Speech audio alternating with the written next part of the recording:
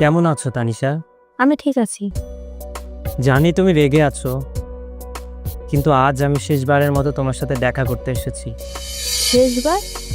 আমি বিদেশে চলে যাচ্ছি একেবারের জন্য, সেখানেই সেটেল হয়ে যাব। কবে যাচ্ছ? এই তো আর 4 দিন পরে। টিকিট অলরেডি কাটা হয়ে গেছে আমার। আমরা তো একসময় ভবিষ্যতে স্বপ্ন দেখতাম, তাই না?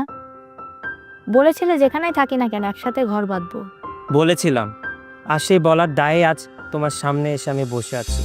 কেন এই মিথ্যা প্রতিশ্রুতিগুলো দিয়েছিলে? কারণ আমাদের ভালোবাসা যথেষ্ট ছিল না তানিশা। আমাদের ভালোবাসা যথেষ্ট ছিল না, নাকি তুমি যথেষ্ট ছিলে না? তুমি স্বার্থপরের মতো সবসময় নিজেরটাই চিন্তা করে গেছো, নিজের ক্যারিয়ার নিয়েই চিন্তা করছো। কখনো কি আমার কথা ভেবেছো? আমি স্বার্থপর নই তানিশা। আমি জানি তোমার স্বপ্ন অনেক বড়। তুমি চেয়েছিলে নিজের ক্যারিয়ার গড়তে, নিজের পায়ে দাঁড়াতে, আর আমি কখনো চাইনি তোমার পথের বাধা হয়ে দাঁড়াতে। আর তুমি ভেবেছো কি তুমি চলে গেলে আমি ভালো থাকবো? তুমি কি ভালো নেই তানিশা? আমরা একসাথেই ছিলাম, কিন্তু আমাদের গন্তব্য কখনো একই পথে ছিল না।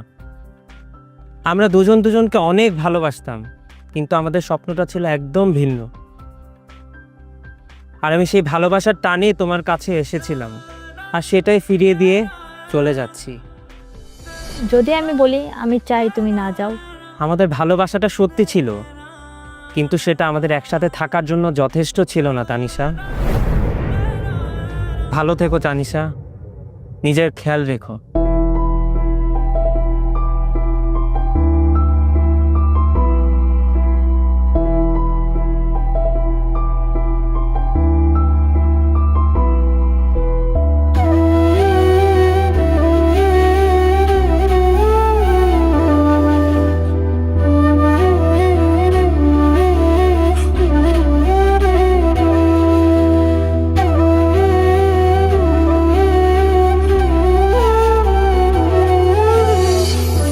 তুমি কখনো আমাকে ছেড়ে যাবে না তো?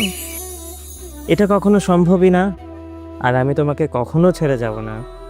আর তুমি আমার গল্পের সব থেকে সুন্দর অধ্যায়।